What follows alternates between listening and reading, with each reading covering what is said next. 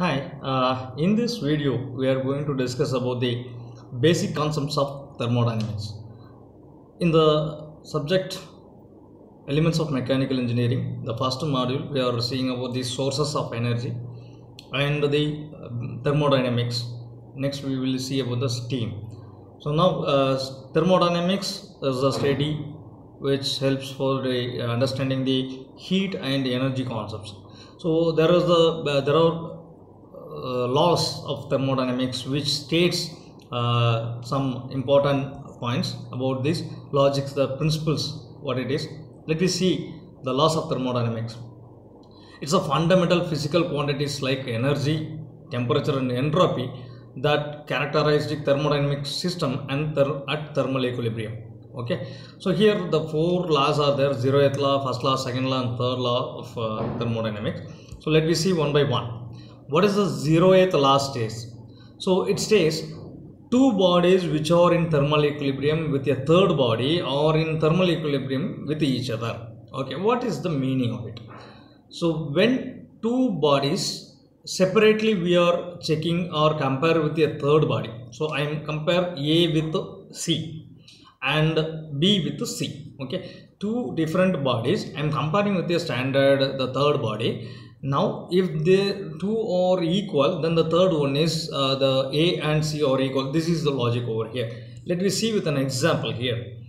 So zeroth law of thermodynamics. Now see a system A, when I measure the temperature is around 225 degree, and another system there is another pan with oil is a B. Okay, that is also when I take check the temperature, it shows same. It's not necessary only the temperature, it may be a voltage also, a component which is having.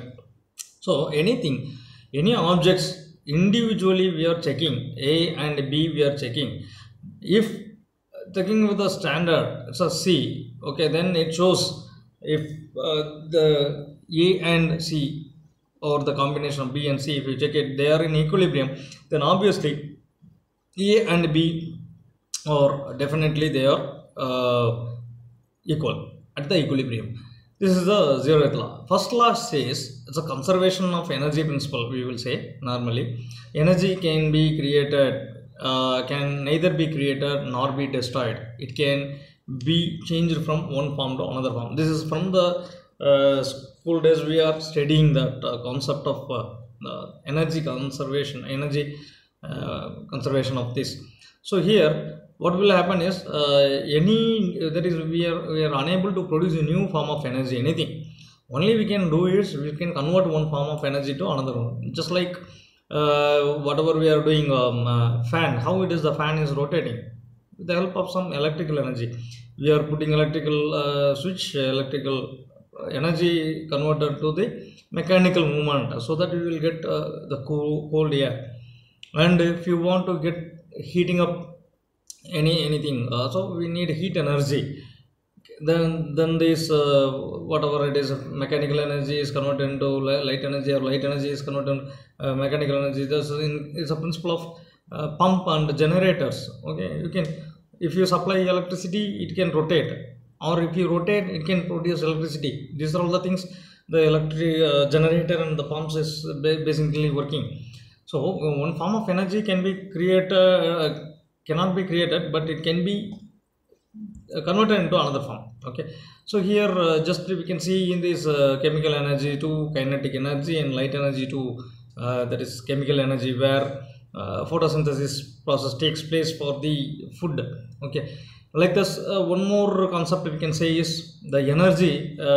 We can, in this diagram you can see internal energy created. The internal energy, any thermodynamic system in equilibrium state possesses a state that the internal energy. So between any two equilibrium states, the change in the internal energy is equal to the difference of the heat transfer into the system and the work done by the system. So imagine that a water bowl, let it be this example, a pan, okay, a cylinder with water is there, and we are keeping a float, we are keeping a wood over the water. Okay, just it is floating on the water, let it be imagined.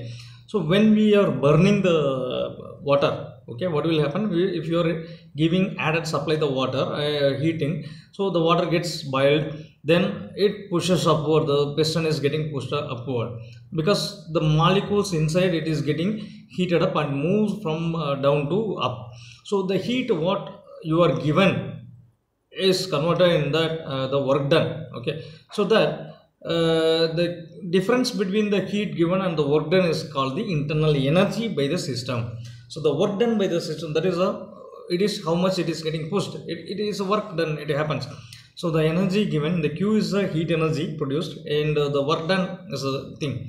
Like that, if you suppress also the same thing happen.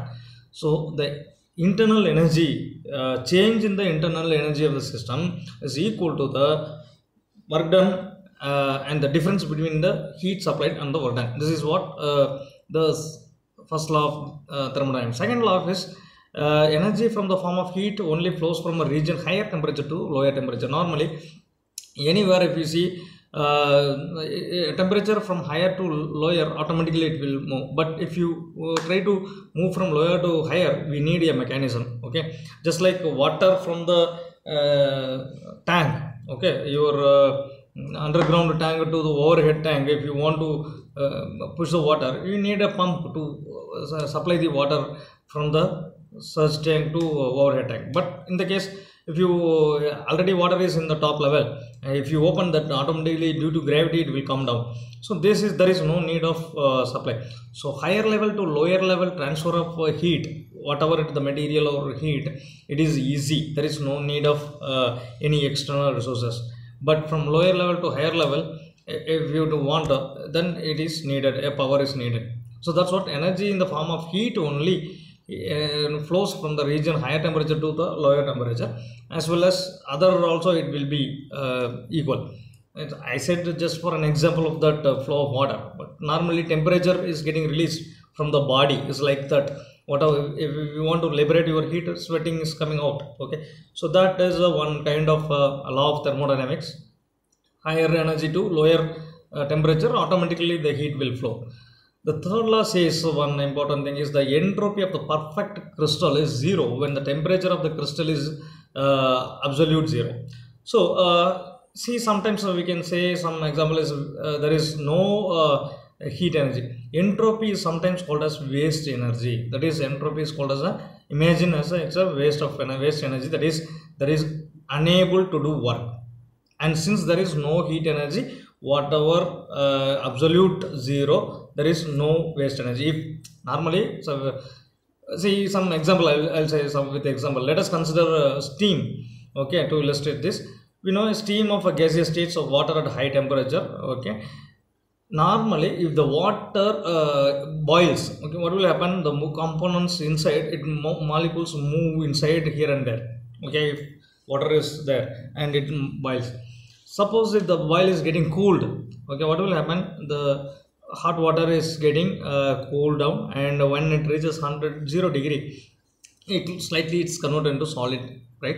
So that time the movement of the water particles already restricted. When it is hot condition, the movements will be more, and when it is 0 degree, the movement of these water particles is getting restricted. And further, if you make it restricted, what will happen? That is, still more the movement is getting restricted. That is called the entropy of the system is reducing. So when there is more heated up, there is a entropy, high entropy movement. When the molecules are moving faster, there is high entropy. When the molecules are unable to move, there is a low entropy. Okay, and when it is completely fully freezed, it's hot, there is no movement is possible, then there is absolute zero. The entropy is absolute zero. So this is what the concept of this third law says. The entropy of a perfect crystal is zero when temperature of the crystal is equal to absolute zero. Okay, so that there is no movement at all. So no movement of particles takes place. That is exactly zero. Like this is the concept over there. Okay, so we have seen the basics thermodynamics laws: zeroth law, first law, second law, and third law. Okay, so keep it this in mind. This thermodynamics laws will help us for future, for understanding more heat and energy concepts. Okay, Now in the next slide, what we are going to see is the internal energy, enthalpy, and some problems over here. Okay.